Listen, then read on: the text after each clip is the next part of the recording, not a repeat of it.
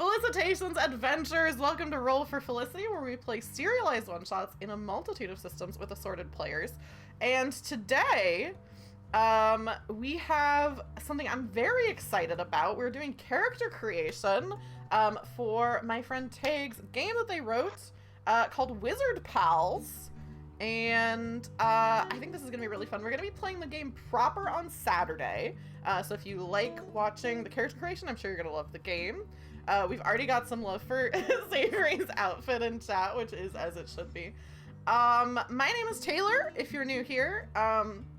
Normally I am the DM, GM, organizer, etc. But honestly, for the past, 3 streams, I've been kind of taking it easy. We played 2 GM-less games, and now we're playing one that I'm not running. So you can tell that it's summer, and I'm tired. Because it's hot out all the time.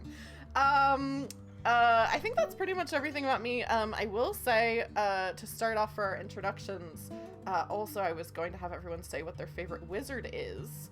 And so I'll start with saying my favorite wizard is Obi-Wan Kenobi, who I think is, as I mentioned this before stream, and Josh said, a space wizard. So I think that's fair, and I won't be taking any questions at this time. Tadhg. You got that, Taylor. Tadhg, do you want to introduce yourself to everyone? I do. I'm going to have to... Oh, I started hyper-focusing on the favorite wizard thing, and I forgot who I was for a second. Hello, I'm Tadhg. I use they, them pronouns if you feel the need to refer to me, but also feel free to never refer to me. You might have seen me on Taylor's stream before, and if you've ever spoken to me in the last 6 months, then I've definitely yelled at you about wizards at some point. So I'm very excited to play this game with these lovely people. You can get a copy of the game if you like by going to my itch.io page. I would advise you that this coming Friday, which the date of which is the 23rd, I say glancing furiously at a calendar, is Itch Creator Day. So if you do feel like supporting me and buying this very, very silly game that we're going to be playing around with, maybe wait till Friday, because then I get 100% of the money. Yeah, that's pretty much me. I'm very excited. My favorite wizard, I'm afraid I'm going to have to go very classic. I'm a Gandalf the Grey kind of guy. Guy in heavy finger quotes. But I love Gandalf. He's the brilliant combination of just sweet and caring and terrifying. And he just knows what he needs to do, and he does it so hard that death can't stop it, and that rules. An icon. Someone we can all look up to. Who's next on this? Oh, Savory, do you want to introduce yourself to everybody? Hi, I'm Savory, and let me think. My favorite wizard. I think I have 2 favorite wizards right now because I just thought of another one. But Adine Abernant from Dimension 20's Fantasy High. Yes. I love her. And also Billy Kaplan from Marvel's Young Avengers, and he's also a space wizard technically right now, I think. God, those are such good choices. That's so much cooler than my answer. I completely approve. Yeah, so there you go. Those are my favorite wizards. Good choices. I'm excited about this question because we're really there's so many things I'm thinking of now where I'm like, oh yeah, this person's also a wizard. There are a lot of different people are wizards. Who's next? Josh. Do you want to tell people about yourself and also tell people about your favorite wizard? Yeah, I'm Josh, or Zay. The pronouns are they, them. I play and think about RPGs just too much of the time. And when I'm not thinking or playing RPGs, I'm probably thinking about wizards as well. So, this is really a good intersection of my interests. My only plug today, I'm gonna double up Tadhg's plug. Buy their game. Wait till Friday. Look, I've read the rule book. I'm so excited about this game. It's gonna be fantastic. You all are gonna love it too. Taylor stole my favorite wizard, which is very, very unfair. You Josh, had this full warning that was going to happen. Oh, I know. I picked another one. Don't worry. I have plenty of wizards I can pick from. I just want to say Taylor did steal my favorite wizard. Yeah. I just want that on the record. I can change. Because I thought of No, some I'm just more. gonna pick. I'm gonna pick for my favorite wizard, actually one that you introduced me to, Taylor. For my favorite wizard, I'm gonna say Rincewind from That was my the backup. That Discworld. was the one I was gonna switch to. Also What's better than a incredible wizard choice. who's just Bad. not a good wizard, but tries so hard and just wants so hard to be a wizard? So Yeah. I think. Incredible. Yeah, I think the fact that that is the first place my mind went after Obi-Wan Kenobi probably says quite a bit about me. So, yeah, that's me. Rincewind. Nice. And then Jason, do you want to tell people about yourself and also who your favorite wizard is? Sure. My name's Jason. I use he, him pronouns. I also love tabletop role-playing games and wizards and stuff. I was late to the pre-meeting for this because I was just at a board game shop with my roommates, and Hell yeah. we dropped like $300 on various games, including Fiasco, which was the last game that I played on this stream. So yeah, really addicted to spending money on things, and I'm gonna spend more money on Tadhg's game on Friday. So that's my plug. You have the game. Don't do that. I have to support You you. can't stop it. I said I have an addiction to paying money for games, so It's not the I game may as well itself. give it to you. Yeah. It's the thrill of my- spending. So I actually, my number one, or the first person I thought of for favorite wizard was also Adine Abernat. But I had a backup, and he might actually be my favorite, but it's Donald Duck in the Kingdom Hearts series. He is Mickey's royal court magician, and for people familiar with the Kingdom Hearts games, Donald is actually more powerful than God. He uses a spell that is canonically more powerful than spells that gods can use. And then spoilers, but he dies from using that spell because it's so powerful. So his noble sacrifice to use that power for good just really moved me. So Donald Duck is just the greatest wizard to me. I just made use of something that everyone in chat can also make use of, a new thing that I just added, which is you can, in chat, make a marker, and you can include a note. So if there's something that you think would be good for me to clip, something that you think is a good representation of the channel, or something that you think is funny, instead of having to make a clip, which also I appreciate if people do that, but instead of having to make a clip, which can be tough to do, especially if you're watching on mobile, you can just type !marker and then a description of whatever the moment was, and it will add a marker to my VOD. So I just made a marker. It says marker, Donald is more powerful than God, because I think that is just good to have. Just good to have a little, a little Donald reality is check. Canonically more powerful than God. That's the thing that I'm like losing my mind over. Canonically. Yeah, it's you got to play these games because Goofy and Donald both sacrifice their lives at different points. Holy shit. Incredible. Jason, I've been aware of Kingdom Hearts since they came out, like, of course, and I've had friends who are really into them and have like told me I should play them, and I was always like, I'm good out here. This is the most I've ever wanted to play this game. Good. I'm glad. Yeah, I guess that's the other thing I'm plugging. It's your game and then the Kingdom Hearts. And also, Wonderful. Do we want to get started making our own wizards? I think that's the next thing on the agenda. I think we should. Yeah, let's get into it. Right. Welcome to this very stupid game that I wrote.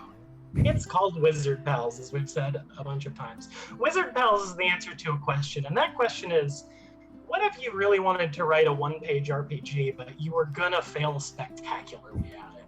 This is what happens. I'm not gonna just like read the whole game document to you guys or anything like that. but it does delight me always to read the opening paragraph of it because it is the first part of the game I wrote, and I think it sets tone pretty well. The world is a wretched place and life is awful. Thankfully, you are magic, and even better, you can do magic, and it rules. So the first step to creating a wizard, I think, is to discover kind of what type of wizard you're going to be. There are 6 main types of wizards in the game that are organized by color. Specifically, those are red, green, blue, gray, yellow, and purple. Each type of wizard has its own associated kind of like domain and specialty and sort of themes that they're associated with. So, you know, broad strokes of what type of character you want to make are going to be determined by the wizard color that you choose. And if you are feeling indecisive or like, you know, this is just a lot of information about like different types of wizards and the different magic that they have available to them. Since there are 6, and this is a game which is powered by the humble 12-sided die, you can just roll a die and randomly choose something, which the first couple of times I played this game, everybody did, just because everyone was like, sure, let's just try whatever. I know some of you have definitely read this game and have had it in front of you for a little while. So I don't know if anybody has a specific type of wizard you're already thinking you're interested in, or if you'd like me to go through each type to kind of give you the broad strokes of each wizard color. What are you guys thinking?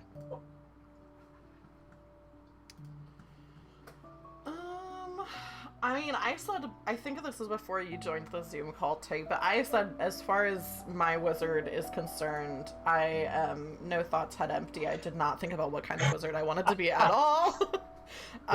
So if you want to briefly, and also I think because, you know, this isn't a game where everyone like already knows everything about it. Like with D&D, if people are watching, it's like, well, we don't really need to talk about the classes because probably anyone watching has a vague idea. So if you want to give your like you know, your idea of what each of these wizards are, I think that would be beneficial. For sure.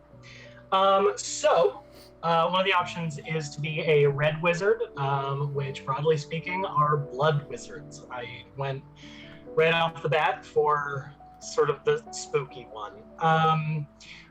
Red wizards are kind of powered by and attracted to ideas of sort of the strength and innate magic from within. And they express that in a couple of different ways. So one important thing to know is that each type of wizard has a little magical trick they can do just anytime. It's just a small piece of magic that they can use whenever. It's just called a trick in the game. And then they have something a bit more powerful, which is what the word spell refers to. So for a red wizard, their trick is they can create a small flame whenever they want. It can be around them, on their person, you know, whatever. It kind of relates to that like inner passion and energy that a red wizard is supposed to embody. The spell, it gets a little as crunchy as this game ever gets, which is not very. But if a red wizard is using more powerful magic, then it's enhanced if they are actually hurt. So health, broadly speaking, in Wizard Pals is denoted by vitality points. And if you are a red wizard and you are at half your total or less, then you are more powerful, which maybe incentivizes you to be hurt.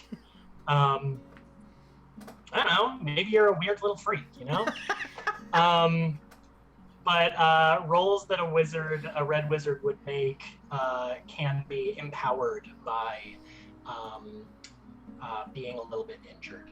Then we've got green wizards, which are nature wizards, which feels, I guess, a little self-explanatory. They're very connected to the natural world around them, to creatures and plants, a little bit druidy, I guess. As their trick, they can just talk to animals whenever they want. It doesn't matter the animal, they just can talk to it. That does not mean the animal will be helpful in any way, but they can. For the spell, green wizards can animate a large plant to kind of like be an ally, or can animate many, many small plants like vines or grass to be on their side. What about grass? You know what I mean? Can a green wizard? Yeah, for the real dank green wizards, Taylor. I'm worried I know what kind of wizard you're gonna be now. Listen, you don't know. And yet, I feel like after green wizards, we've got blue wizards, which are wizards of the sea connected to deep and secret and ancient places. As their trick, they can just breathe underwater any old time. Any amount of water, they're just fine down there.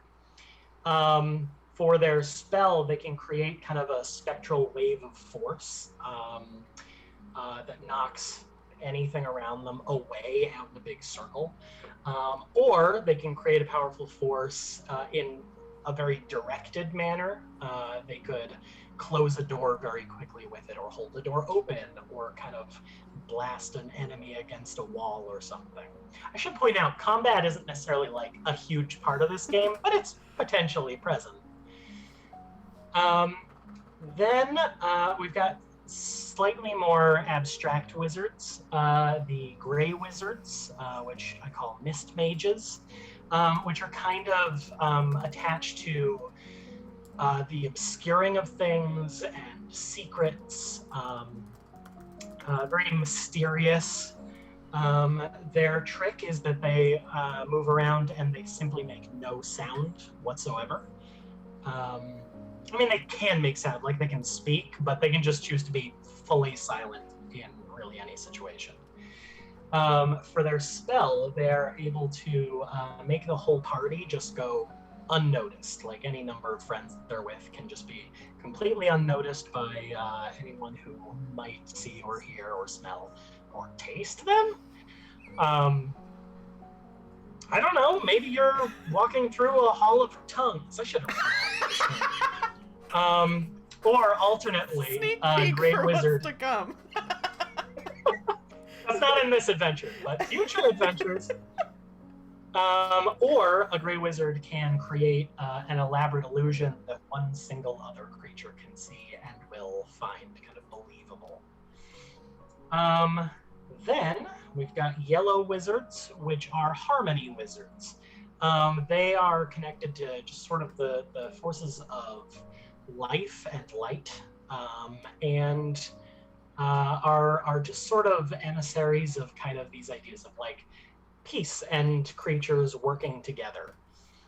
For their trick, they can just create light whenever. And for their spell, they can actually heal someone, or they can very badly hurt undead creatures such as skeletons, your Draculas, anything that is dead but still walking around. A Yellow Wizard is like, that's the opposite of my whole deal, so I don't want to see it.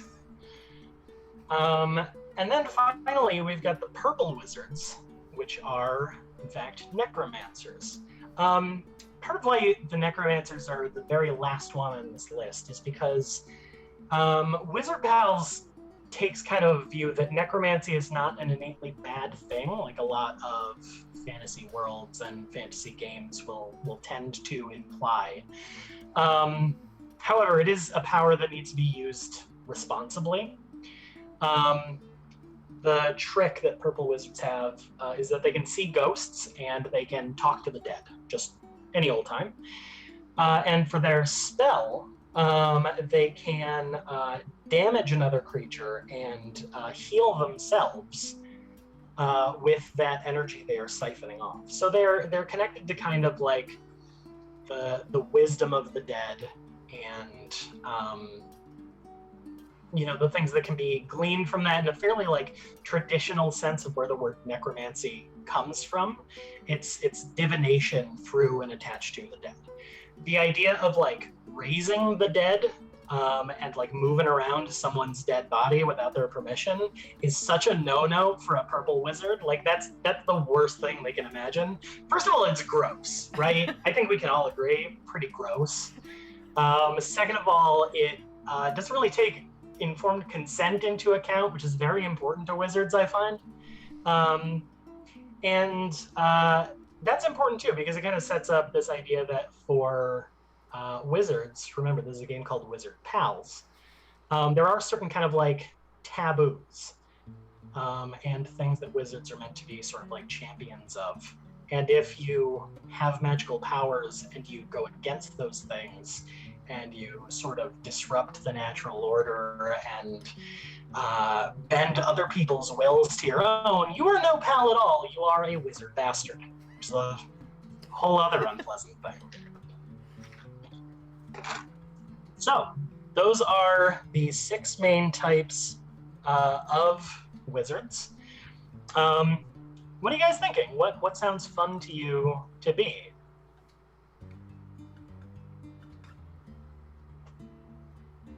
I have a whole bunch of ideas, so I'm adapting. I said I think about wizards and RPGs way too much, so Yeah, I feel it. You could roll your d12, and whichever color you roll, if any of your ideas that you've had up to this point match up with one of those, you could go with that. Just for a starting point. Or you could just pick one. I'm not your boss. I Kind did. of are. you kind of are. You a little kind bit of are. are. Kind of are. Incorrect. Like I did kind of have an idea. I originally was gonna just roll for a color, Mhm. but now I'm leaning towards purple. You are like Not just mostly in because purple I right love now. purple, yeah. But my idea was, the thing is that they can like see ghosts and talk to the dead. Yeah. And I was wondering if that could be because I am also dead, and I'm kind of trying to like use Oh, the yeah. powers of necromancy to like give myself like more energy, like try to bring myself back to life as much as Oh, I love that. That is so fun. Yeah, 100%. I'm so on board with that. Something we're gonna get like more into as we go here is that a really central theme to this game is when we were talking about our favorite wizards, almost all of them were like bearded men, and that's sort of a bummer. That's just a trope about wizards, but it's very, very important to this game and to me to make clear that wizards can be anyone and anything, and anyone and anything can be wizards. I have no idea I can actually I have the stream up on my phone. I don't know why I didn't just look, but like currently what we've got on screen is literally an orb wizard. It has no face or limbs or discernible features. It's an orb with a hat and a floating wand. 100% that's a wizard. So it's very important to me that none of you, as you're kind of coming up with ideas about what you might play as, it doesn't have to be any one thing. It doesn't have to be somebody with a beard and a staff and a pointy hat, but it also can be that. That's great too. The hat is the most fun out of the tropes of yeah, wizards. I think every wizard Very needs a pointy hat. If I can describe maybe the least pleasant character I've ever seen played in this game, just to like conceptualize, it was a red wizard whose name is in my notes somewhere, but I don't remember off the top of my head. The character had the body of a fox, the face of just a handsome man, and the teeth of a beaver.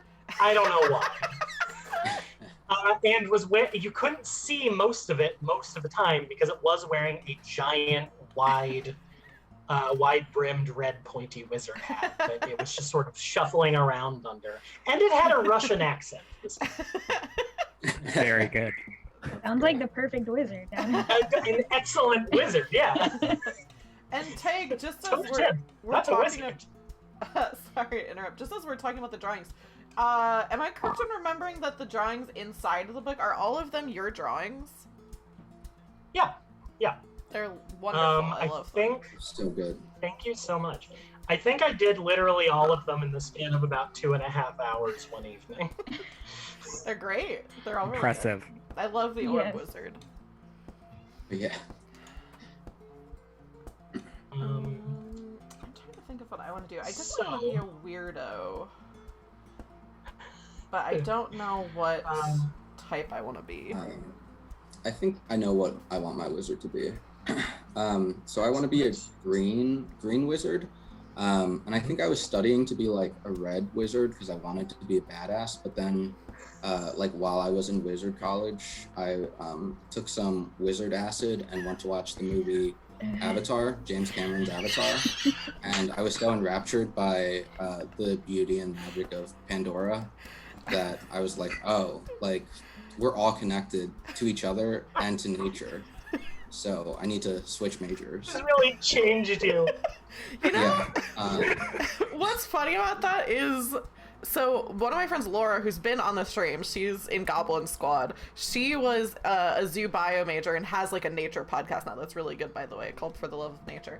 But she saw Avatar in theaters like, I don't like 10 times or something. She saw it a bunch of times, and that's not why she became a zoo bio. She already was a zoo bio major, but I went to go see it with her because she was like, and to this day she's like, which I think is totally fair. Like I know a lot of people rag on Avatar, but like she's like, it's one of the best movies ever. It's so beautiful, and I'm like, it is a beautiful movie. So valid. I think that's valid. That's incredible. Can I also say that I love that the two people who've picked a wizard type already are wearing the color of the wizard they've chosen? Oh yeah, that's true. That was not Very on good. purpose, but yeah. But I'm probably not gonna play him or them as a like wizard stoner or just someone who does a lot of wizard acid. I think Sure. they started off that way and now they're more like a wizard eco-terrorist and they keep trying to Oh. free this from Perfect. farmers. Yes. Perfect. Oh, beautiful. I'm just going to make I a love real it. quick note that does say wizard eco-terrorist. Melon. Melanie's liking your character choices, Jason. He is a So crippled good. wizard. I'm just going to write for Zavery, totally dead. Because that delights me. Taylor, Zay, either of you thinking you've got somebody picked out, or Yeah. Since I stole Obi-Wan, I'll definitely let Josh go first. That's reckoned. I've been going back and forth on a couple for a little while. I think the one that I keep coming back to though is a wizard who had some sort of accident in the past and is now an animated mannequin. Still doing the Ooh, traditional fun. wizard garb, but just Yeah. like not fully human. do they have a face? Is it one of the mannequins with or without a face? This is so important to me. I don't think you can see is the thing. Big Oh, hat, lots of shadow, and a lot of like. I think I want to because I'm thinking that this is a good mist mage, a gray. Yeah, that's cool. That's really cool. Just a lot of shadow, big hat. You kind of can't see the face or like most of the body. Trying to hide, they stand out a little bit if they're around other humans. God, I hope so much that in a couple of days when we're actually playing this, I know what the fuck I meant when I just wrote mannequin next to your character. I'm so worried I'm not going to remember what any of my notes mean. Luckily, you'll be able to look at the VOD. That is the nice thing about. I mean, Oh God, yeah. not that I almost ever do that when I'm doing a serialized one shot. I almost always run out of time. But in theory, I can look back at the VOD and say like, oh, that's what we were doing. Back when Google Hangouts would allow you to set up a like live event with YouTube that you could record, I would make unlisted videos and record every session of a long-running RPG campaign that I It's a did good for idea. like years. Originally, it was a thing I started doing just so that like I had a player who couldn't make it a couple of nights or whatever, and so we were like, oh, here, so if you want to catch up, then here you go. But then it just became a thing where like I could look back and be like, what the hell did this NPC say? What was their name? Oh, what a gift. I wish I could still do that. Taylor, you're the last one. Yeah. I'm having a hard time because everyone else made such good wizards, and I'm at a loss. Okay. So I think I'm just combining two things that I'm seeing, because I can't overstate how much I love this orb wizard, who I initially interpreted as a planet wizard. I think before you got on the call, I was like, I really like this planet wizard. So and then I'm just also big orb. yeah, big. Yeah, that's true. Planets are just big orb. I think, and then I'm combining that with, because I think I want to be a blood wizard. Because I think that would be cool. And so those two things together remind me of in Breath of the Wild, how like every so often there's like a blood moon that like brings all the enemies back and like brings all of the like stuff back. So I think I don't think I'm just gonna be a floating orb. I think I'm going to be, I think I'm definitely gonna have a moon for a head and no face. That's great. And I think I'm gonna be wearing like a big like Marie Antoinette like dress, like a very fancy ruffly dress. And I think I am gonna be a blood moon wizard. And I think when I'm using my blood magics, I think the surface of the moon, it gets like condensation, like, but it's like red condensation that kind of drips. Oh, cool. Drips down. I think that's gonna be my wizard. Okay, so we've got Taylor as I've written Moonhead Big. I meant to write Moonhead Big Dress, and instead I wrote Moonhead Big Head, which is not helpful. It is I'm a gonna big fix head. that for myself. I think that's very good notes, actually. Moonhead big head. Can you believe I was like a really poor student, by the way, from the way this is going so far? Yeah, so we've got a blood moon head in a big dress wizard. That kicks ass. A secretive mannequin wizard created by some kind of terrible accident. A fully dead wizard who is trying to be alive again. Incredible. I love that so much. Xavery, do you think, you don't even have to decide this right now. We've got other stuff we can kind of move on to while you're thinking about it. But my immediate question is, do you think you are like a floaty spectral ghost kind of figure? Or are you like just like a skeleton who's trying to put meat on themselves? Like, there's so many options. I was definitely thinking of like a ghost, like a floaty ghost, like that starts out really faint, like a Tinkerbell situation where they need like more. Oh, that's cool. Yeah, I love that. And then we have a green wizard who became a sort of magical eco-terrorist because of their love of James Cameron's Avatar. And that's the best thing I've said all day. Incredible. Okay, so I think you all have done we don't even have to spend a lot of time on this. Like the next section in the game is like wizards and identity. And I think you guys got the assignment. I think the reason I am as proud of this stupid game as I am is that a friend of mine said something about like making one tiny section, the wording, like a little more inclusive in a way, and I was like, yeah, actually.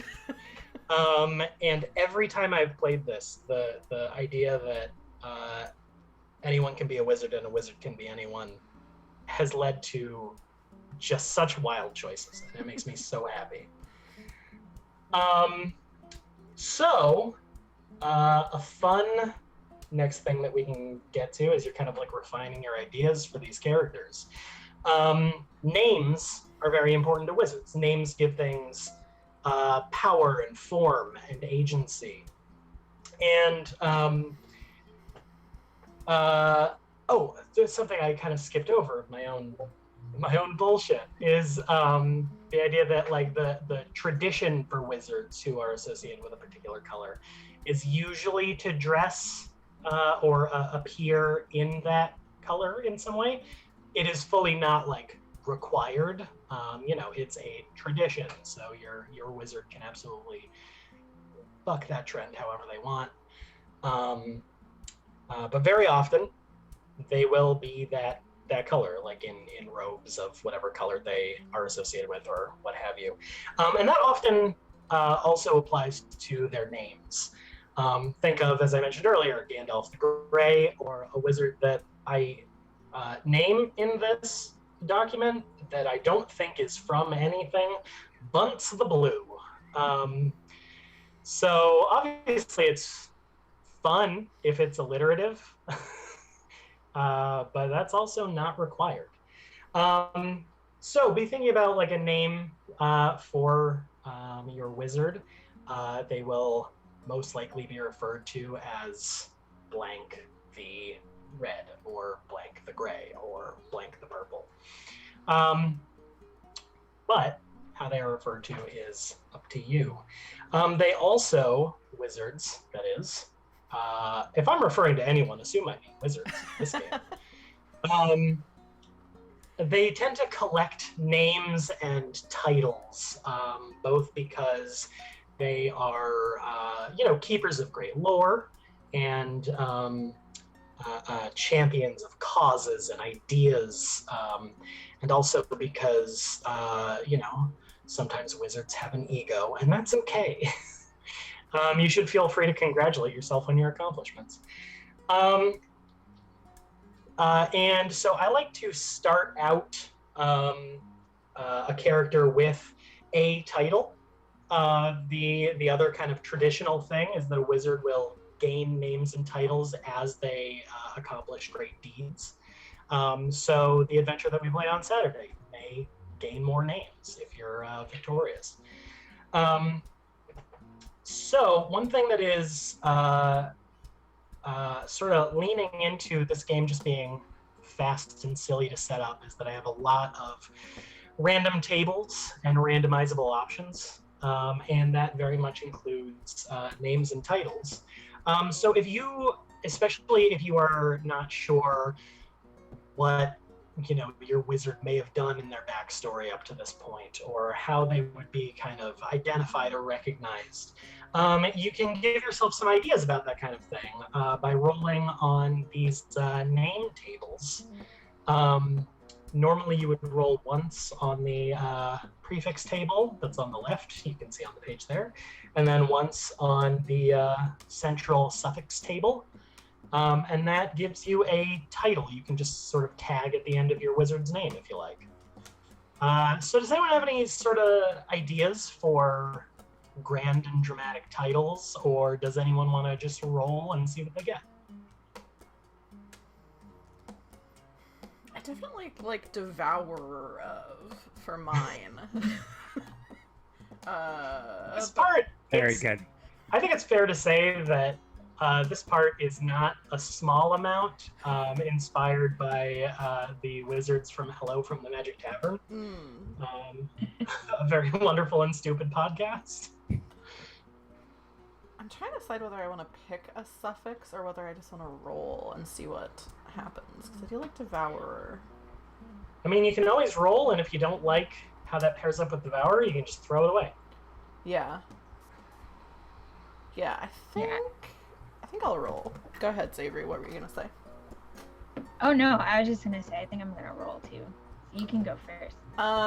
I got the Secret Flame, which was one that I was thinking of. It seems fitting of a red Power wizard. of the Secret Flame. Yeah. Pretty good. It's pretty good. That is very good. If you're sticking with that, I'm gonna write that down. I think I am. Also, so I know I'm a red wizard, and I know you said this is kind of just tradition. It doesn't have to be the case.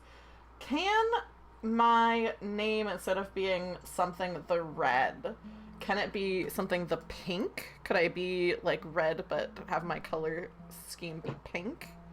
Totally, yeah. Because I'm thinking I want my wizard to be like kind of like maybe overly feminine looking with this big dress, but then actually like the pink, this is a little bit gross, but the pink comes from like when when you like kill something, like the blood spray can be like kind of pink as it's like just in the air, you know what I mean? And I think that's where it comes from. People think it's from like the dress, but it's actually from like, you know, the blood. Cool, okay. Let's see. You have a lot of experience dealing with blood spray, Taylor. No, I think it's from Anything I should know? I think this description is from a Kurt Vonnegut book, to be honest. I can't remember where it came from, but I think it's Kurt Vonnegut. I think Melanie might know. If that sounds familiar. If that sounds familiar to Melanie, it's probably Kurt Vonnegut. Cool. So you're gonna be something the pink, a red wizard, and Devourer of the Secret Flame. Yes. Very good. Anyone else want to roll or just start throwing stuff out there? Sure, I'll go next. Let's see. Go for it. I got 8, Bringer of 9. 9. Those that wander. Bringer of those that That's wander. so fitting. That's pretty good. That's pretty good. I did a good job with these tables, guys. That did. is pretty Very good. much did. And my name is gonna be Vivian the Violet. Ooh. Hell yeah. That's very good. Sick. Oh, that's good as hell. Bringer of those that wander. Yeah. This is also just a fun little game you can play with your friends, even if you're not playing a full game of Wizard Pals. What's your wizard name? I really should have. There's 12 choices. I should have attached it to months of the year and shit like that. Oh, yeah. That could be the DLC. That could be your Right. expansion Yeah. pack. The expansion. Vivian the Violet, bringer So of good. those that wander. Yeah, that kicks ass. Very cool. Zay, Jason, any name thoughts, or you want to roll? I'm tempted to roll. I'm also thinking about Banisher of the Acid Winds. Ooh. Ooh, I mean, that is rad as hell. Yeah. that's very good. All right. If you all like that, we'll take. I get in some wind mist theme. Maybe that's why Jason's character is no longer like partaking of acid, is because the winds have been banished. There's no acid It does to be not. found. Yeah, it does not specify which type of acid. Yeah.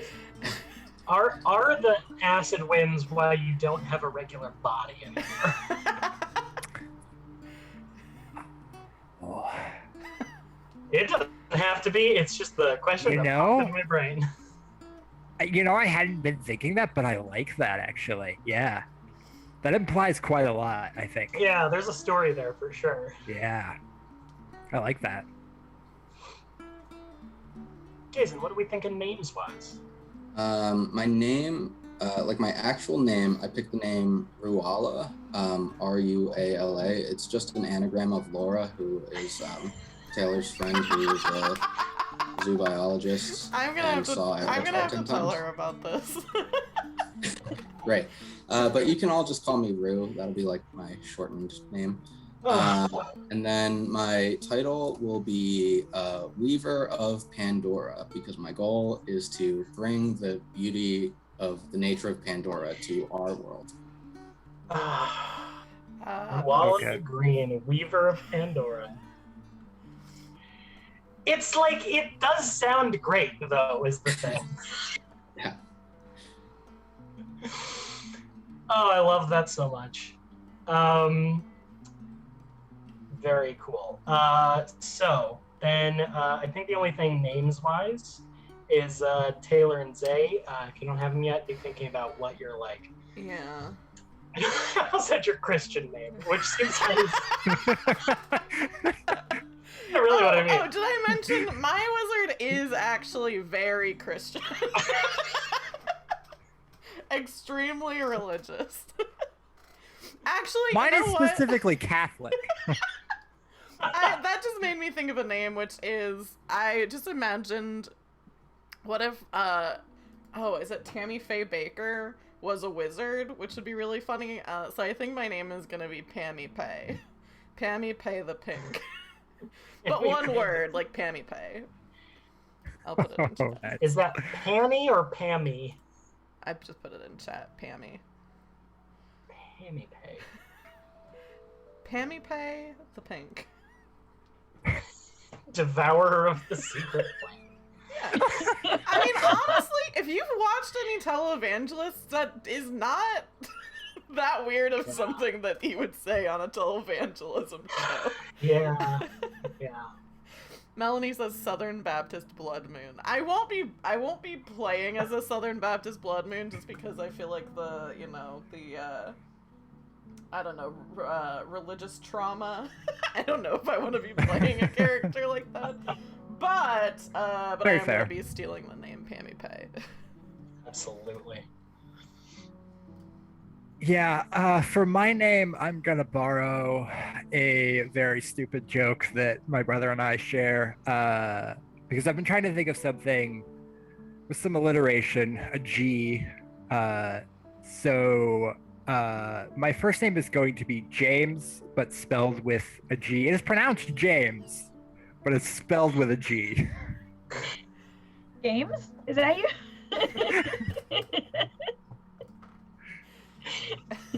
James the Dre. I'm going to try and alternate as many J G sounds as I can, Oh just my to gosh. Beautiful. make life hard for everyone.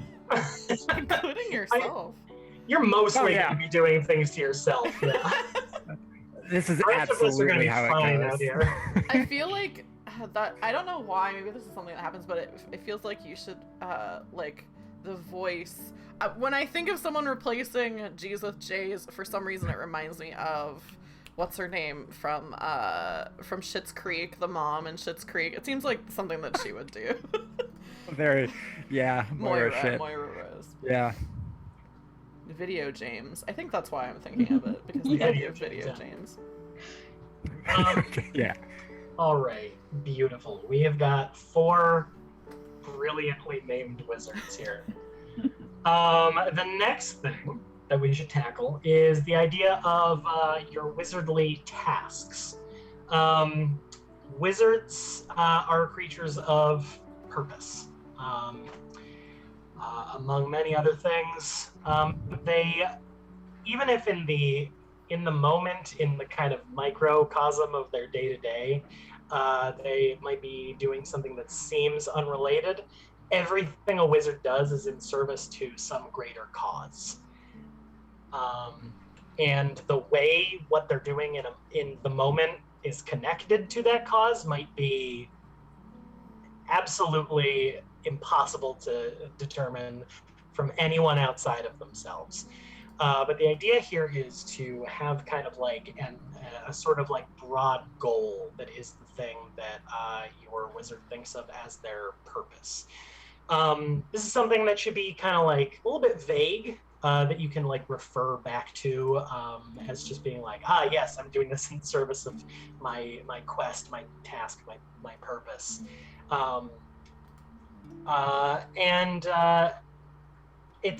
This is another thing where there is a random rollable table. Now, we do have Lulla the Green, Weaver of Pandora. So Jason has already set himself up very nicely to have kind of like an ultimate goal and a task, which, relates to one of the examples in the table as well, but I've got one that's just sort of create the magical realm. But Jason, would you say that Rue's task is a little more like specifically Pandora? Yeah, I was gonna say just stop global warming, but I kind of like create the magical realm because, like, if we stop global warming, then we can create Pandora here on Earth or wherever we are, and that's ultimately the goal, is to just make a beautiful world. Absolutely, I love that. I'm gonna write create the magical realm and then right under that specifically Pandora. Specifically. Also, while we're in a lull, thank you so much, CJ. Sorry for the bits, and thanks for stopping by. I said it in chat, but I hope you have a good game. And actually, let me shout them out.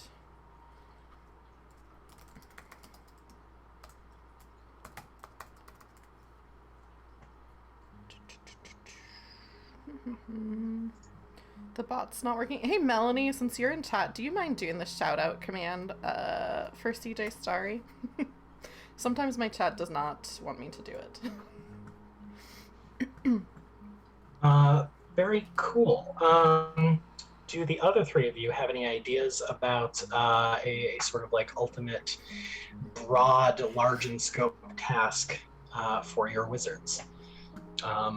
Again, if you just feel like rolling for it, then I'm all for it. But if you've got a specific idea, then that's good too. Yeah, I like the idea of rolling, and then whatever I get is like the goal that I have to accomplish in order to bring myself back to life. So, that's very cool. Having like Very a good. specific thing attached to a broad thing, that's a very cool approach to that. I love that. Okay, so I'm gonna roll. Got 2. Solve the ancient the riddle. ancient riddle. Oh. Ooh, that's good.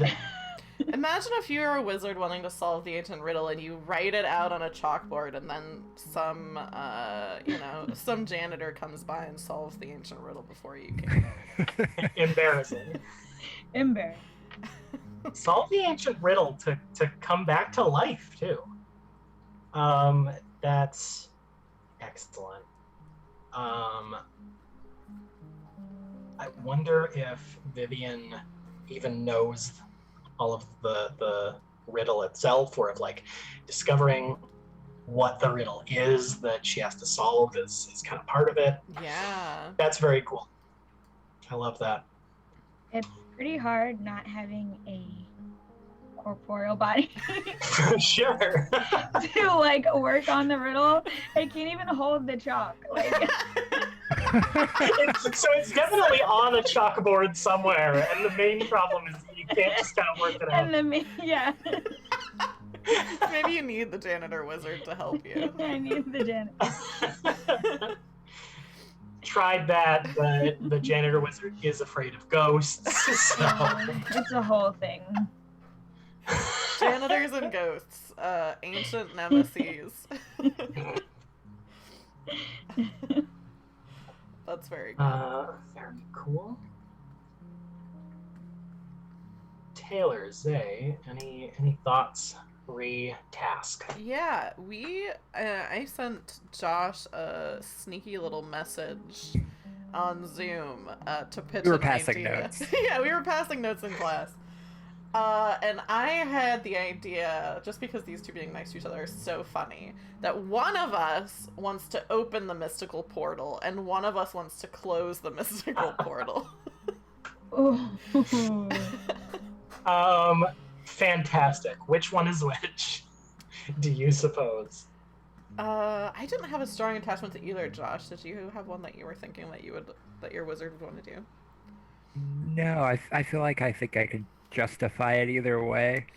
Here's another pitch to maybe make it even more confusing. What if this is kind of a rabbit season, duck season situation where sometimes we forget which one is the one that we want?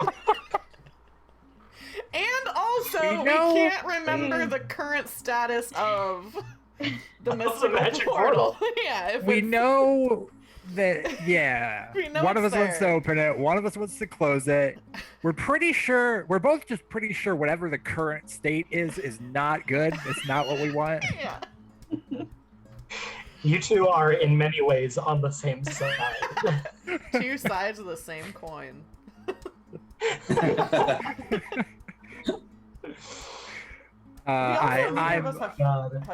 Both of us have kind of obscured faces as well, so I feel like that. Gosh, that's so funny. Yeah.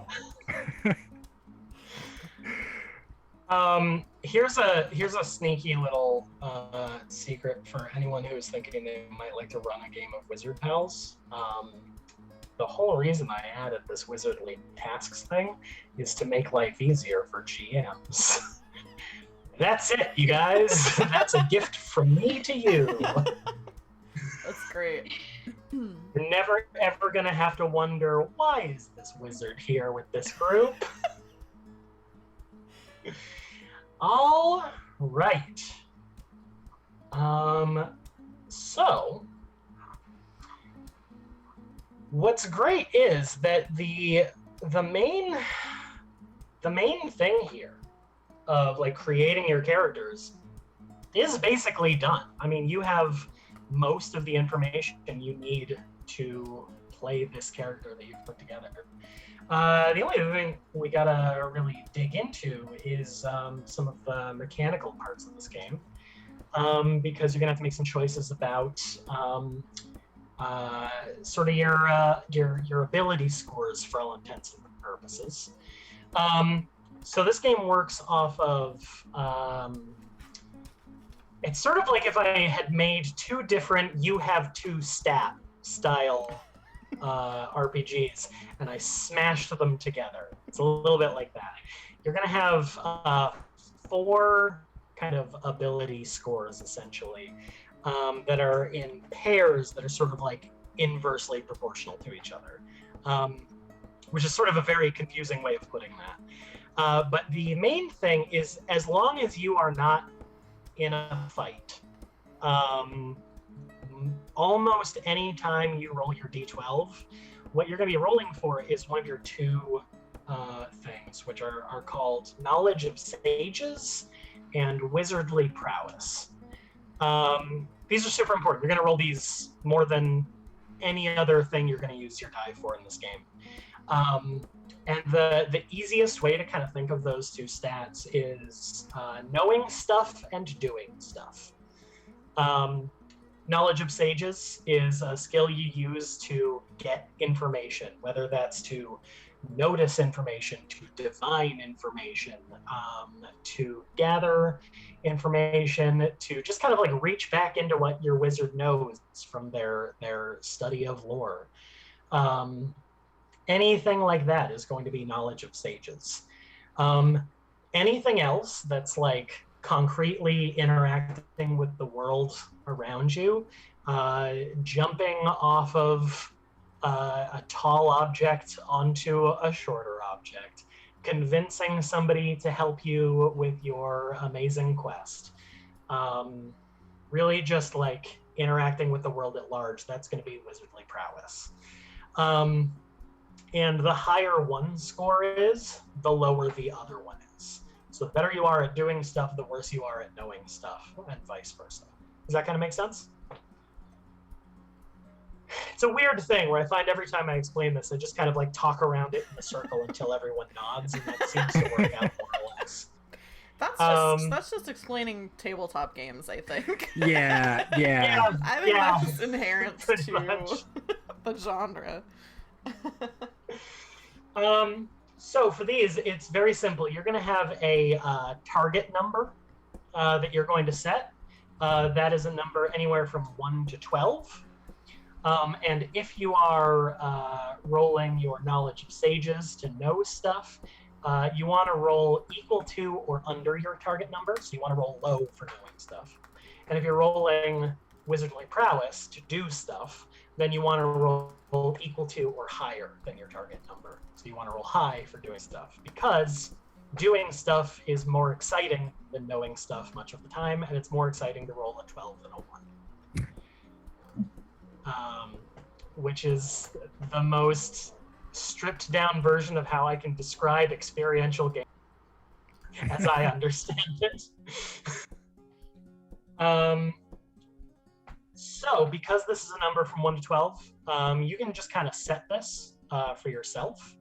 You can just decide for yourself if you think your wizard is better at knowing stuff or doing stuff, and set your number accordingly. Or if you really have no idea what they're good at and you don't really even want to make a decision, you can just roll your d12 and set that as your target number. For anyone watching this, there is a little thing on the last page of Wizard Pals, which is the character sheet for the game,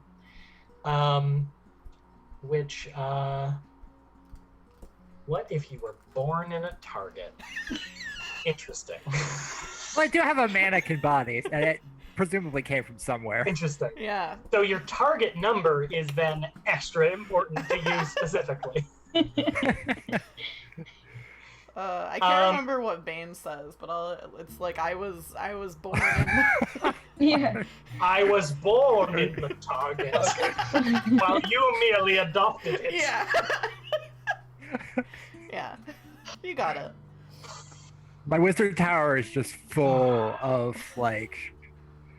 just very simple, homey signs. Got I've live, laugh, love everywhere. It's very comforting. Reminds me of home. Everything else about There's something you so is so sad. Go ahead, Jake. There's something so sad about a living mannequin living in a tower that's full of target decor. Lots of candles. Absolutely. So many candles. Lots of like pumpkin and vanilla scented candles. Yeah. Stuff about wine moms. Yeah. Absolutely. Oh yeah. Yeah. So, I don't think I finished this thought. If you are looking at the character sheet for Wizard Pals, there is basically just like a slider where you can set your target number. There is stuff in the game for if you want to change your target number at some later point. You figure like, okay, well, it turns out I don't need to know stuff that often, and I would like to be better at doing stuff.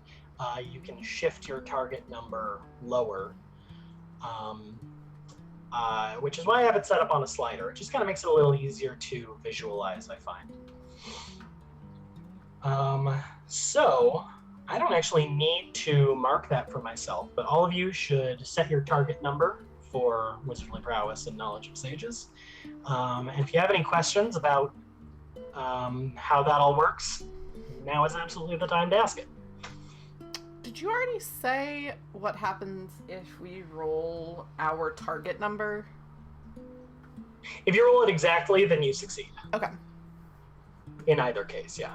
Yeah, you want to roll equal to or on whichever side the relevant stat demands. I think we're gonna have a higher target number. I don't think there's not much brain inside the moon, so I think it's mostly about doing stuff rather than knowing stuff.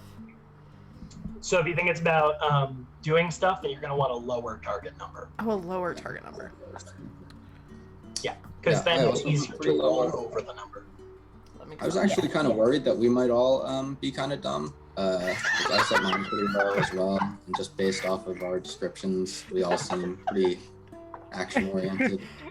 I put mine as kind of high because I think as a ghost, I'm better at knowing things than Yeah, doing that makes things. sense. You know what? That Especially totally since I makes have to sense. solve a riddle. Good. I was gonna say if you're looking Oh, to yeah, solve yeah. a riddle. Yeah. It would help. I'm going to be That's setting mine pretty high because doing stuff is tough when you have a mannequin body. Yeah. Sure. You don't have articulate fingers. Yeah, Absolutely. it's just tough. The walking is bad enough. Well, then good. We're kind of even. Yeah. We got a Yeah, couple you who are got good some at cover. doing and a couple who are good at knowing. Yeah. I think 8 is gonna be my number. I put 3 as my number. Yeah, I also put 3, but I'm Oh. gonna change it. We're the same. One I like- Oh, go ahead. Oh, go ahead. Go You ahead. don't make mine Now like you have to mine. buy each other Cokes. Yeah. But not Pepsi. We talked about this yesterday. We're boycotting Pepsi. Never Pepsi. I'm Yes. fair. All PepsiCo and Frito-Lay products. Yes, for, Yeah. for anyone not in the know, it's because of the strike at the Frito-Lay factory. I talked about that's it the real plug. talked about it extensively yesterday on stream. Yeah, wizards believe in workers' rights. I think that's somewhere in the game. Mm. I did say somewhere in this game document that wizards believe in a relevant word that I've forgotten. Don't worry about it. They believe in I'm an something. idiot. They believe Good in stuff. something that Good is stuff. good and not in things that are bad. So very related to that, those are the roles you're going to be making most often in the game. Again, being in a fight in the kind of traditional RPG sense is not necessarily like the biggest focus of this game, but it is a thing that can happen, certainly, because some people are very unreasonable and they don't listen to wizards, and sometimes you just have to show them why they should listen to wizards by hurling magic at them. So this is a kind of secondary slider, except instead of working off of a target number, your sort of like combat-oriented slider and the stats and abilities attached to that do connect to bonuses to rolls. So we don't have to get into how combat works here necessarily. But the idea is that if you are attacking something, you will be rolling with the bonus of your Arcane Assault skill. And if you are being attacked by something, your wizard can try and defend themselves with their ability called Enchanter's Aegis. And so those two numbers, this is the one that I always find even harder to describe. This was the hardest part of the game to write because it's weird to describe without just like pointing at the numbers. These two scores, when you add them together, for you, they should always equal 1. They can be a maximum of +3 and a minimum of -2. So like if you're really, really good at attacking stuff and you're not so good at defending yourself, then you're going to have an Arcane Assault of like +3, which means that your Enchanter's Aegis is going to be a -2. Does that kind of make sense? Mhm. Thankfully, you all have the character sheet in front of Yeah. you, so you can see the slider again. Yeah, the slider's very Oh, helpful great! for You've that. got the slider up on the screen. Yeah. Yes, I do. Excellent. So on the character sheet, there are just bubbles, and you basically can just like fill in where you want to set your combat abilities, and above and below that bubble will show you what your score will be. Yeah. So again, this is the thing. I don't need to.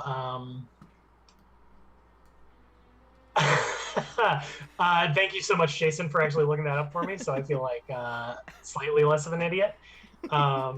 Genuinely, thank you so much. There are 4 instances of what wizards believe in the rulebook. They believe in collaboration. They believe in equity, which is the one I was trying to think of. I don't know why I couldn't think of that. They believe in you, which is just nice. And they do not believe in money.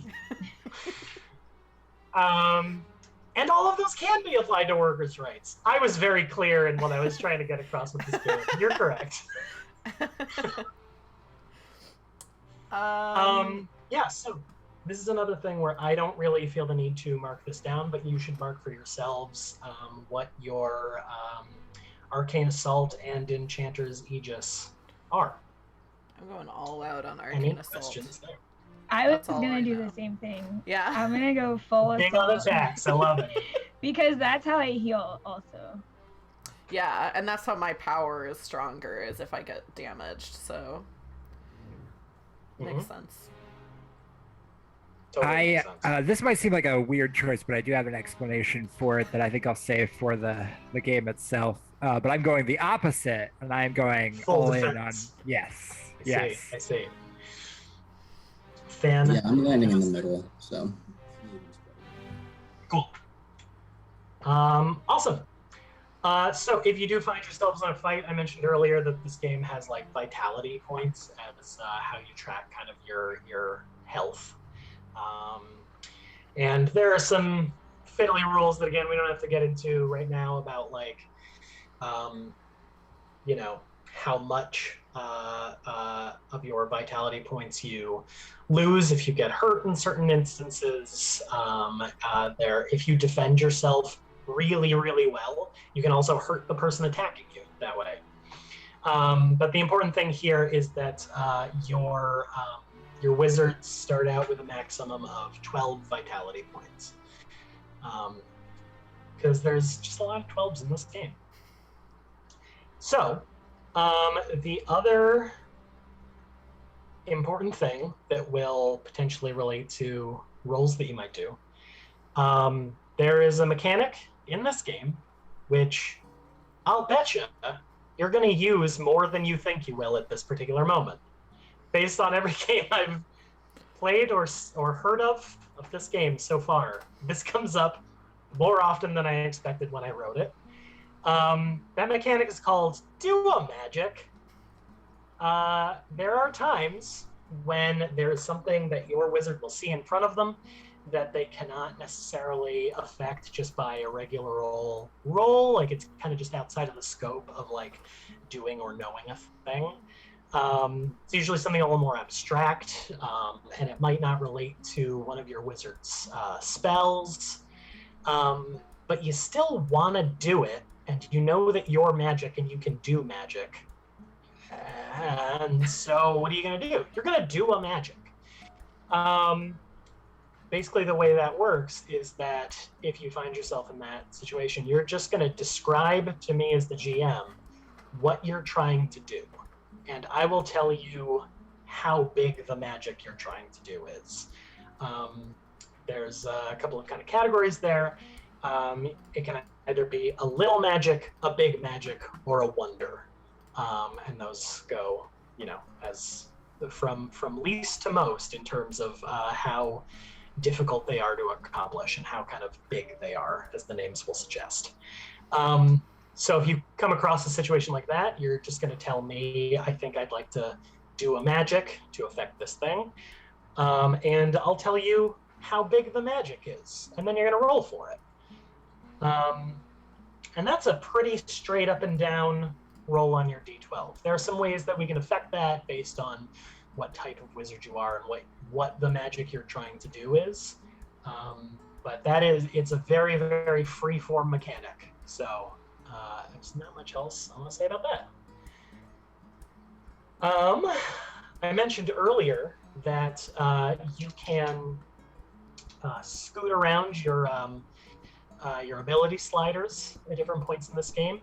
The regular time when you would be able to do that is if you're resting, which is kind of just like any time your wizard has like a couple of hours where nothing is actively trying to kill them. If a wizard can just like hang out read their spell book, smoke their big long wizard pipe, do a little dance. Whatever your wizard does to just kind of chill out, that's resting. That's resting, baby. And when your wizard is resting in that way, you not only gain a couple of lost vitality points. If you got beaten up right before resting, you can just like take a breather, and your magic will help you heal a little bit. And the other thing you can do is just kind of like readjust your focus a little bit. So that means you can move your target number and your kind of like combat slider score. Each of them you can move one spot on the slider, or you can pick just one of those two pairs of abilities and move it 2 slots. So if your wizards get a chance to just kind of hang out and be safe for a little bit, and you realize like, okay, the way my abilities are set up right now aren't really ideal for what we're doing, then you can change them up a little bit. Because why should you be locked into the one thing? Do whatever you want. Again, it's not a very serious game, you guys. And then I did have one question Hey. while you're looking at stuff. You said we can, I could find this myself, but if I scroll around on my PDF, it will move it for the stream. So I'm trying not to. Yeah. The vitality points, you said the most you can have is 12. Are we supposed to roll for that, or do we just start with 12? Or You just start with 12. Okay, cool. Yeah, you can theoretically have your maximum like raised or lowered if stuff happens, but that's not attached to any hard and fast rules. The kind of basic thing is that wizards have 12 vitality points. Okay, cool. Yeah. I think the only other thing that I want to go over right now, because the rest of the player-facing portion of this document is all about role-playing, which, I don't think we really need to go over here. We're all but professionals here. With You're regards to all, role yeah, play. absolute pros. Again, the game is called Wizard Pals, and sometimes you want to help your pals out. There is literally a mechanic to help people out. If somebody is making a roll, then your wizard can give up the use of their own spell, which is the other thing I needed to talk about, to give a bonus to your friend's roll. Part of why I mentioned that is because I don't really talk about this fact, but when your wizard casts the spell that they have available to them based on what type of wizard they are, if it's not just their trick that they can just be doing any old time, I don't know why this was the gesture I chose for that. That's what wizards do when they Appropriate. when they make tricks. That's just how some wizards Yeah, You can do it's tricks. It was very Ice this- King like, I feel like. Thank you. Sure. Not you specifically, but like the motion, I could just imagine the little bolts. Does feel like yeah. yeah. Spells are a little more powerful than that. Is the thing. So you might not be able to do that all the time. So if you cast one of your spells, you will have to roll your d12 to see if you can do it again. If you don't roll high enough, I believe you have to roll over an 8. I think that's right. I saw it recently. I think that's right. Yeah, that sounds right. Yeah. What I read. So that's pretty high on your d12. You don't really add anything to that roll. It's just a straight up and down roll of your d12. And if you roll above an 8, then great. You can use your spell again. You still have it. You haven't expended it. If you roll an 8 or lower, then you are a little bit spent, magically speaking, and you can't do that spell again until you've had a chance to rest up a little bit. There are a couple of ways to possibly get a spell back, but the baseline is that you got to roll to regain a spell. And the same is true if you use that thing to help a pal out. Once you have given up some of your magic to help that pal, you roll as normal to see if you gain any of that magic back. And that is pretty much all the stuff about creating your Wizard Pal's Wizard. Do any of you have any questions at this point? I think my only thing is maybe for the benefit, just because of the nature of the stream, some people come and go, and also for my benefit, so I can do the overlay for Saturday. Does everyone want to really quickly go over their wizard name, pronouns for their wizard, and then also just like a quick description in case anybody's catching, you know, the end of the stream but missed our actual deciding of our characters. I think that might be good. And I can start with that. My character, my wizard is Big, what was it? Big Moon, Big Head, or something like that. Moonhead, Big Head? Moonhead. Moonhead, Big Head. Named Pammy Pay the Pink, who is a blood wizard. And I think it's gonna be she, they pronouns. I think she likes to perform femininity a lot, but it's not actually, she's not that attached to her gender. And I think that's pretty much it. Yeah, that's the name. Oh yeah. What would I decide my? Hang on. You didn't say your title. Yeah, I forgot what I decided on. Oh, Devourer of the Secret Flame is my title. I had to scroll up to remind myself. But yeah, that's Pammy Pay the Pink. Excellent.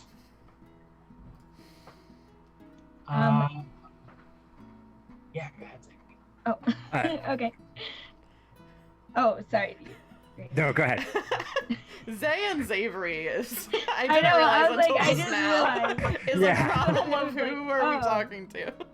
They're probably I didn't consider that when I demanded we have these two people on the same stream. Okay, yeah, so I'm playing Vivian the Violet, a spectral ghost wizard who is also called Bringer of Those That Wander. And she wants to bring herself back to life using her necromancy powers by solving an ancient riddle. Fantastic. So Vivian uses she, her?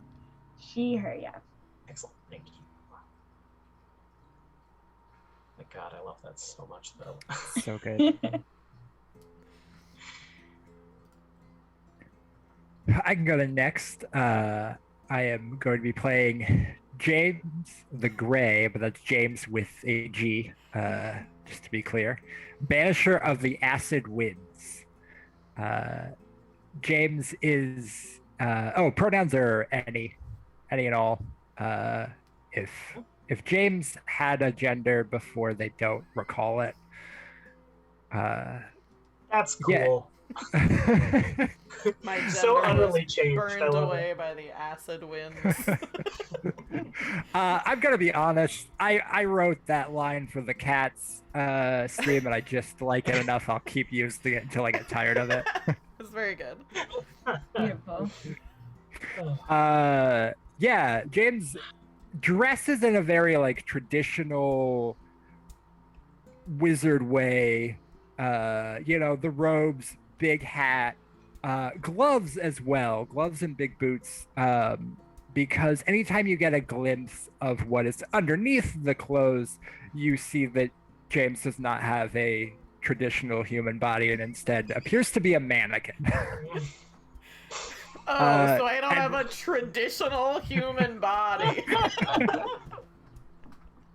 I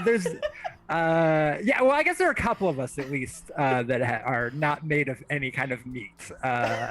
Yeah, I guess we don't know for Jason's character. I don't know if Jason specified. I did just assume, but I could be wrong. But no, James appears to be a mannequin of some sort, and no one has seen their face. Excellent. Very fitting, especially for a gray wizard. And Jason, I'm assuming this is someone who knows you that is saying that they want your character to die, and it's not just like a weird troll. Just some rando who has a problem with Jason.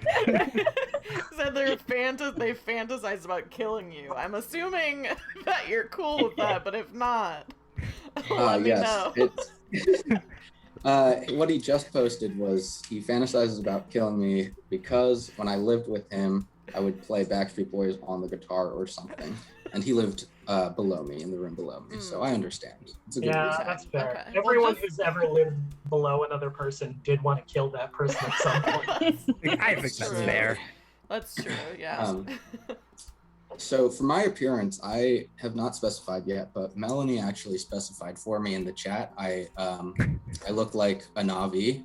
It's Melanie's idea, and I said yes. But you know, the Navi aren't real. I'm not sure. I don't think they are. I saw them in the movie. These are all body mods. That's why I look like them. I was gonna say, did you go into the movie and you were like, oh my god? That's me now. It took a lot of wizard surgeries and a lot of I guess we don't believe in money, but it took a lot of wizard time, and now I look like a Navi.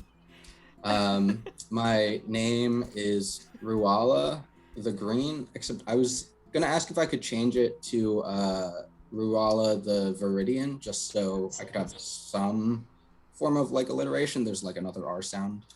I am Ruala the Viridian, Weaver of Pandora, and I am a green nature wizard. They, them pronouns. I love it. Beautiful. These are wonderful My wizards. God. Also, thank I'm you, just Melanie, picturing like for, a bright green Navi though, like instead of blue. Oh, They're just like... yeah. That is cool. I was just gonna say thanks to Melanie for typing out the except for she hasn't done Jason's yet, but typing out everyone's names and titles in the chat. Appreciate that. And I have all of everything that I need to know, I believe. There we go. Ruala the Viridian, Weaver of Pandora in the chat. And then also, I'll mention, because Melanie kind of alluded to this, we haven't quite decided on the plans for the tip things on Saturday, but Tadhg and I are going to be talking about the in between now and then, and we did have a pretty like high tier donation idea that we may or may not do that Melanie is alluding to. Well, I'll talk about it with players too beforehand. But when we are playing the game on Saturday, if you enjoy these performers and want to, obviously just watching is amazing support, and we don't expect anything more than that. But during the game, we do incentivize tipping with like having like little extra things that you can do to affect the game. Generally speaking, there's usually like $1 to $2 tier that is like a small boost. So like giving someone, like if we were playing D&D, giving someone advantage on a roll, that's usually that level. Usually around a $5 level, that is giving a boost to all of the players, and then also a higher tier boost that is usually something that's inconvenient to the players, as something fun for the GM, something that introduces a complication or something like that.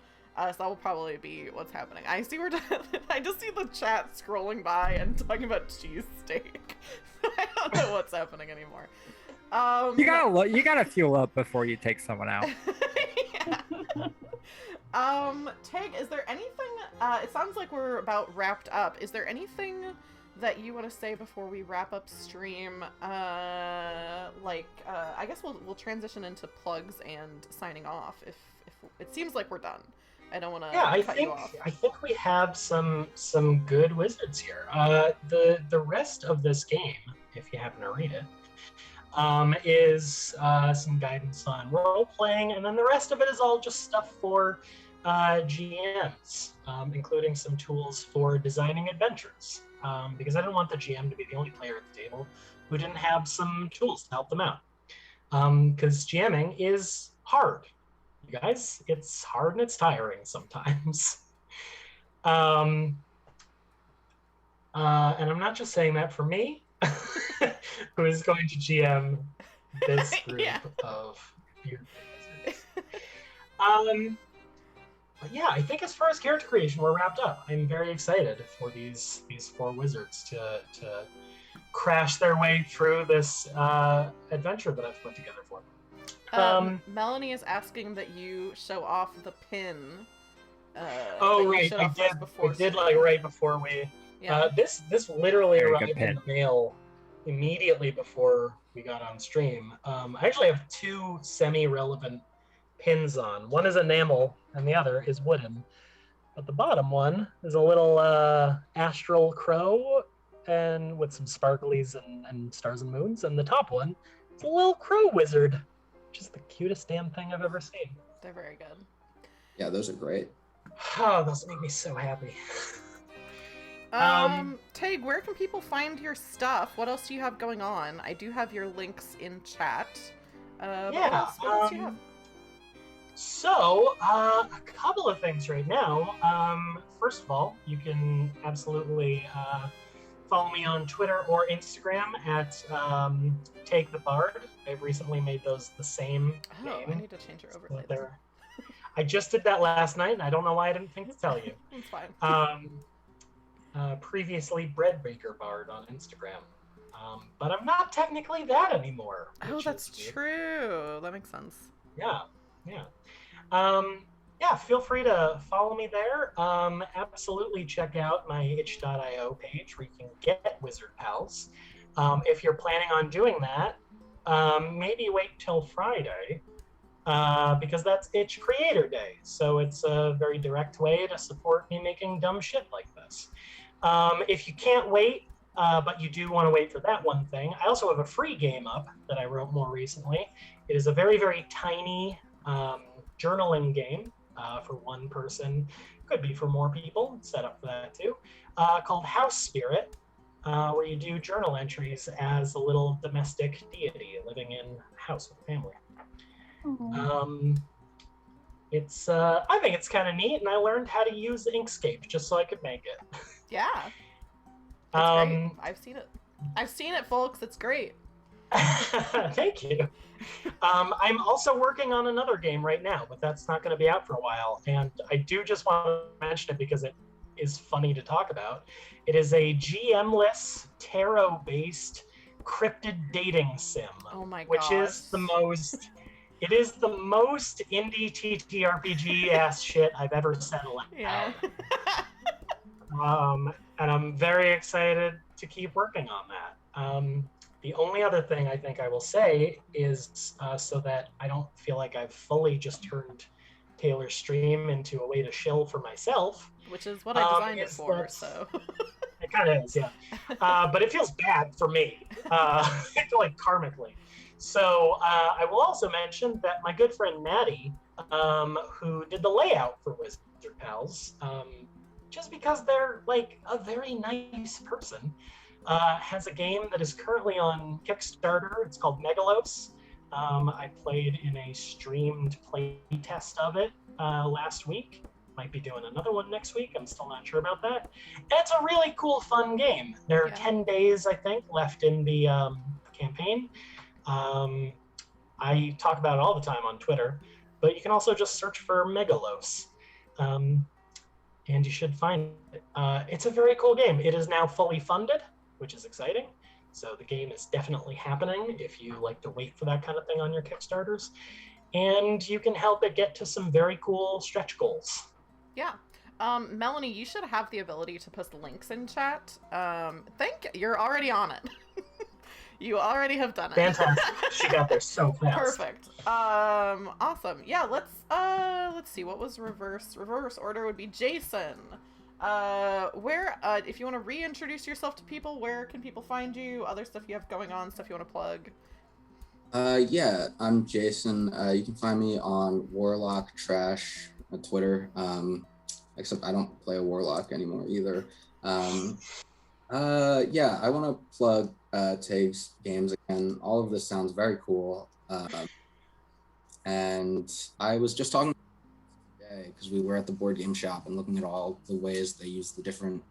Some games just use dice or Jenga or playing cards for the mechanics. And I was like, what about tarot cards? Why aren't there more games that use those? And now there is one, and I can get it one day. So I'm going to do that.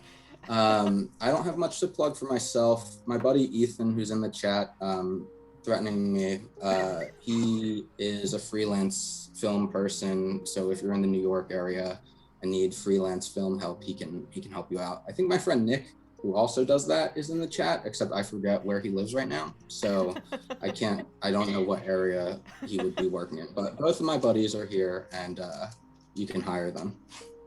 Yeah, also thank you, Treethan, for the follow, which happened sometime during the threats.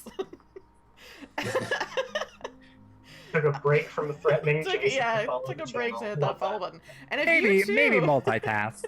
if you too would like to take a break from whatever deviousness you have going on and would like to follow Roll for Felicity,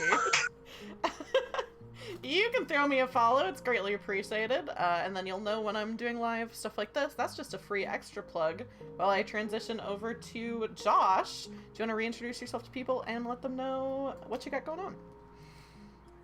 Yeah, I'm Josh or Zay. You can find me online on Twitter. It's the only place you can find me online right now. You can follow me there. It's where I vomit out my thoughts. If that intrigues you in any way. Yeah, I will, I guess, third the plug for Tadhg's games. They're fantastic. I'm so excited to play Wizard Pals. This very is excited literally about why this. we're doing this stream, and yet I am deeply embarrassed by all of this. You gotta get over it.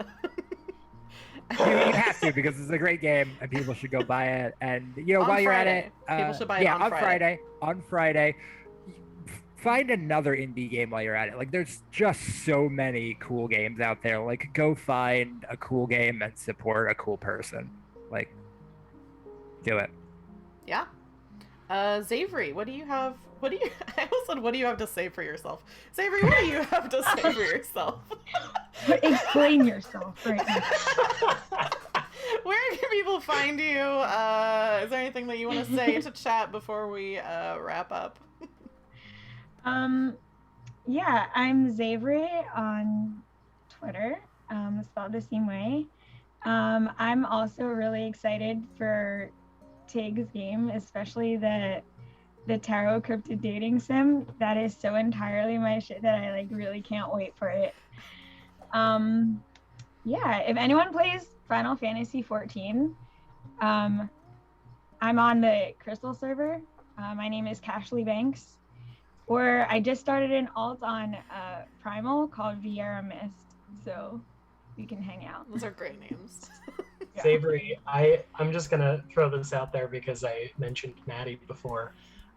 Maddie is of the game designers I personally know and interact with a lot on the internet.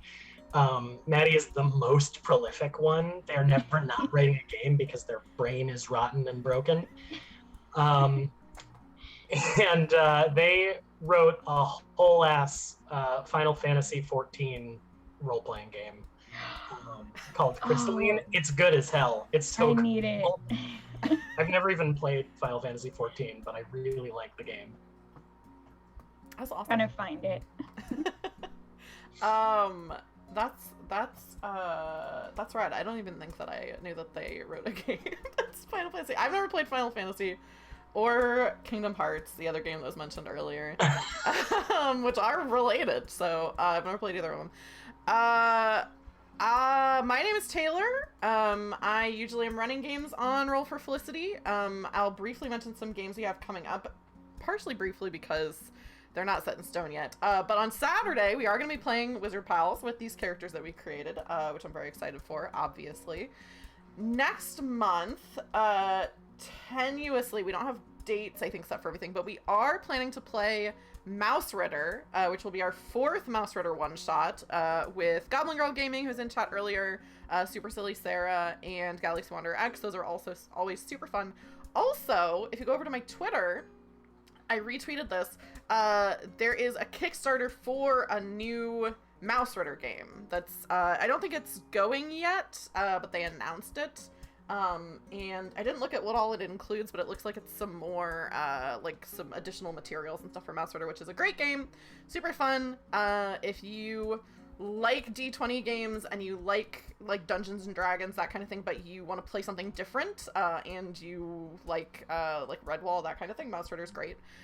So that's going to be happening in the beginning of the month, and I believe this one is even more tenuously, the end of August, we are going to be playing a superhero-themed tabletop RPG that's called Power Outage. I don't have a date set for that or player set for that.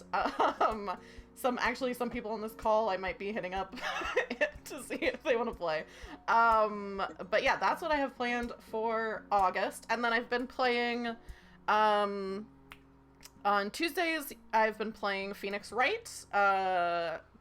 Sometimes good, sometimes bad. Sometimes I spend an hour just like clicking on different things.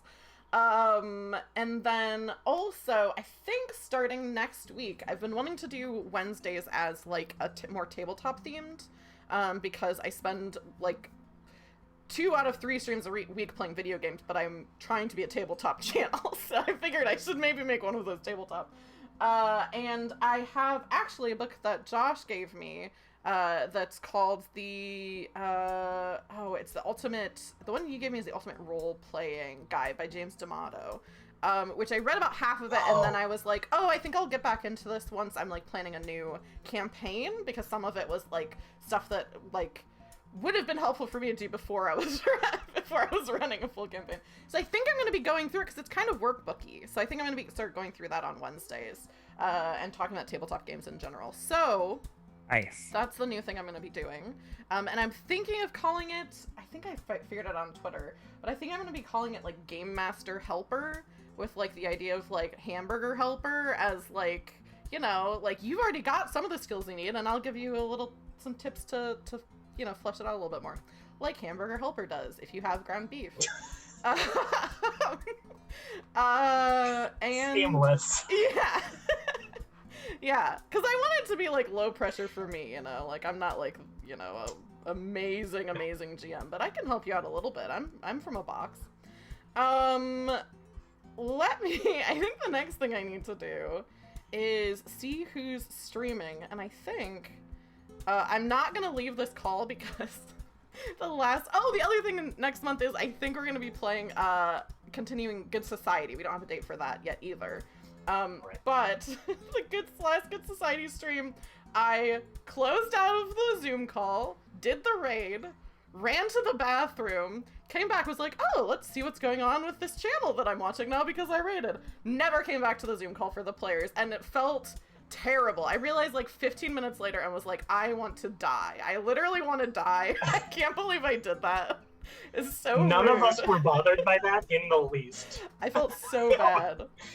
We're all just like, okay, have a good night. Okay. Yeah, I wasn't even Taylor's- thinking about that. Taylor's never coming back. Okay, let's see who's live. So I'm not, that is to say I'm not leaving this call. I'm just gonna do the raid now so I don't forget to come back. My friend Let's Val is currently streaming, apparently. who's A thing I've streaming? just learned. My friend Val, evidently. Oh, should we raid them? T-O-U. I don't know, I just saw a name. I didn't know if you had anybody lined up. It No, ain't we my can channel, Taylor. we can, you know, it kind of is your channel for right now. Put in, can you send me their username in the Zoom link, and then I'll just copy and paste it? We are going to raid Tadhg's friend. And if you have the sparkling water emote, let me see, raid message. You can. Oh, Goblin streaming too. I think we're gonna raid Tadhg's friend. If you have the sparkling water emote, you can just copy and paste the roll faux sparkle thing, that whole message. It'll come up as the emote. Or if you do not, you can just copy and paste felicitations from the Felicity Raiders as we head over there. And I'm going to... Do you know what they're playing right now, Tadhg? I didn't get that far. Okay. I mean, it doesn't... It's not a... Evidently, they're just chatting about the history of animation in there right now. Oh, that sounds cool. That sounds fun. All right, we're gonna raid them. Let me make sure this raid message goes through. This is the time when my Streamlabs always gets real chunky and I'm not sure what's happening. I think I shall switch over to OBS at some point because it's supposed to be better about this. It looks like the raid went through. So thank you all so much. Again, thanks Treethan for the follow, CJ Starry, thank you for the bits. And thanks everybody in chat for hanging out and watching, and we will see you on Saturday, 6:30 Eastern, to see these wizard pals in action. And I think that's it. If we all want to wave goodbye to chat, and we'll see you later.